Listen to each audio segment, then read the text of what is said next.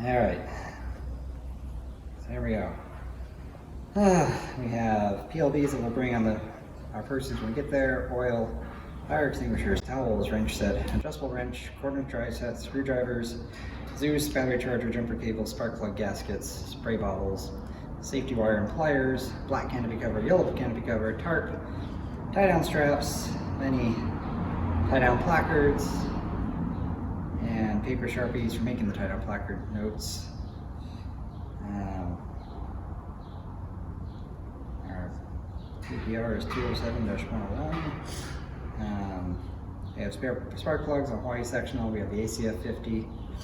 We have desiccant plugs and the plastic covers for the notes. Okay, that's all in the airplane.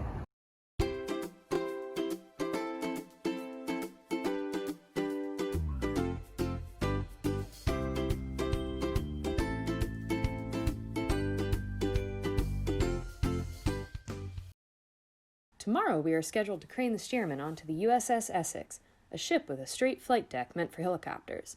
It is docked at North Island Naval Air Station in San Diego, a couple hours south of here. We need to get the Stearman there today. We're flying in on a civil air landing permit. You normally can't wander into military airfield with your personal airplane, so you need special paperwork. We also need to be at work on Monday, so we're bringing a second airplane to get home, the Cessna 120. We'll need to leave it at an airport nearby, though. We couldn't bring both of them onto the Naval Air Station. They said that'd be competing with local FBOs. We had a rough start to the morning. The fuel pump at Tehachapi is broken, so we need a fuel stop. The first flight is Tehachapi to Flabob, an airport east of LA. We'll cut through the Cajon Pass.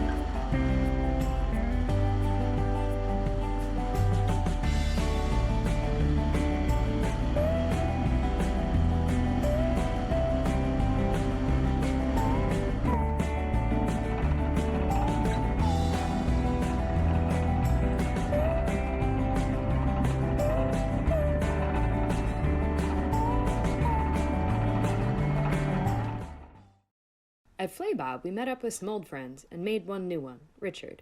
He asked some hard questions about the colors on Felix, particularly the vertical tail. The paint scheme on Felix is from an older biplane, an F4B4, but the tail is different. By World War II, the tails of Navy aircraft were painted to match the ship the plane was associated with, but this scheme is from the 1930s, during the interwar years. French and English aircraft had vertical red, white, and blue stripes, with blue by the rudder hinge. During World War I, the U.S. put red, white, and blue stripes on their tails to identify with allies, but put red by the rudder hinge. This Stearman has blue by the hinge. Don't know why. Whether the paint is accurate or not, we like the photos Richard took. Off to Montgomery in San Diego.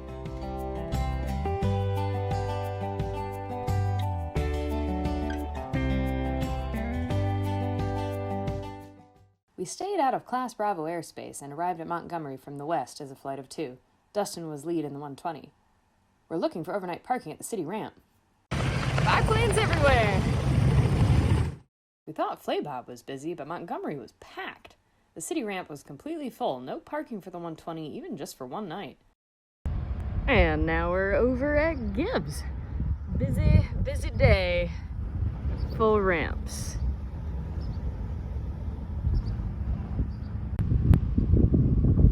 Guarding the plane. Eating a snack. Mostly guarding. When's the last time you had a chart out? I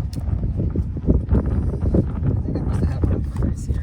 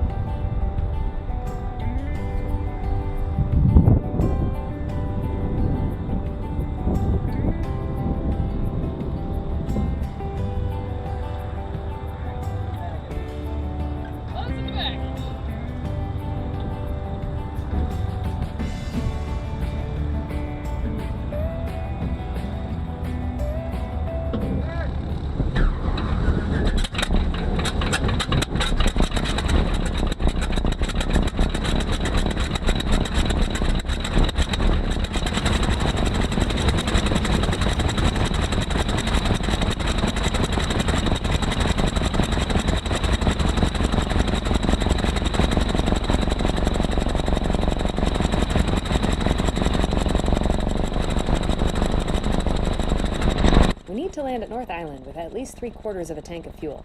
That's a rule for loading on the ship. I think they're concerned about fuel vapors. The other thing we need to worry about is the arresting gear on the runway. That's the cables that aircraft with tailhooks can use to stop. They probably aren't terribly good for the Stearman. We can ask Tower if they're de-rigged, but we've been advised by friends that the sure bet is to assume that they're up and just avoid them altogether. Otherwise, landing at North Island is just like landing at any other towered airport. We're betting on getting runway 29. The arresting cables are 2,601 feet from the threshold. That's plenty of room to land before them.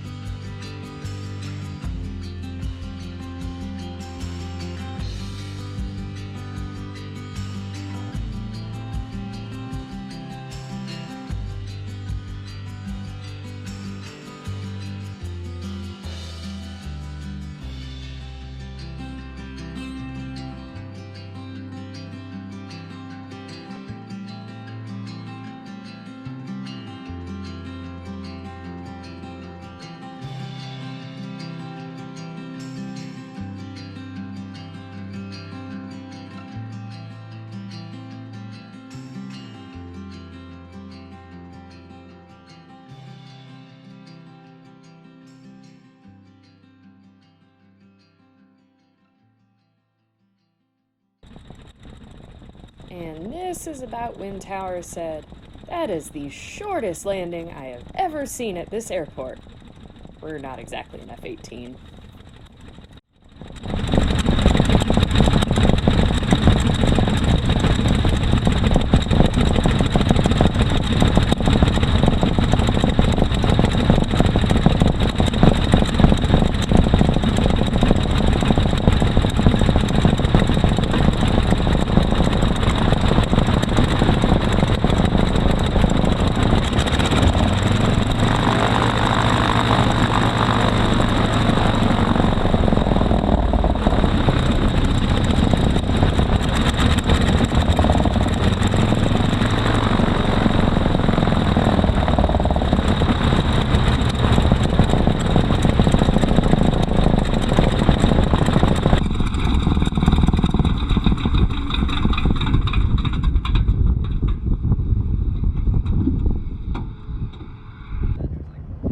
Surprisingly, no military escorts around. Just some goofy civilians and some old aircraft in the corner. You need a snack bar? Also pictures.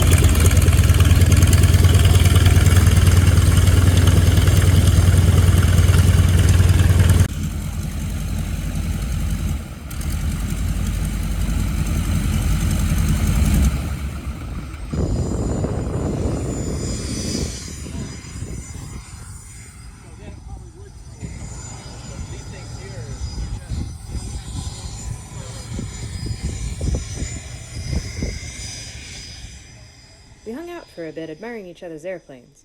Then we buttoned them up for the night and headed off to the hotel on base. Tomorrow's gonna be a long day.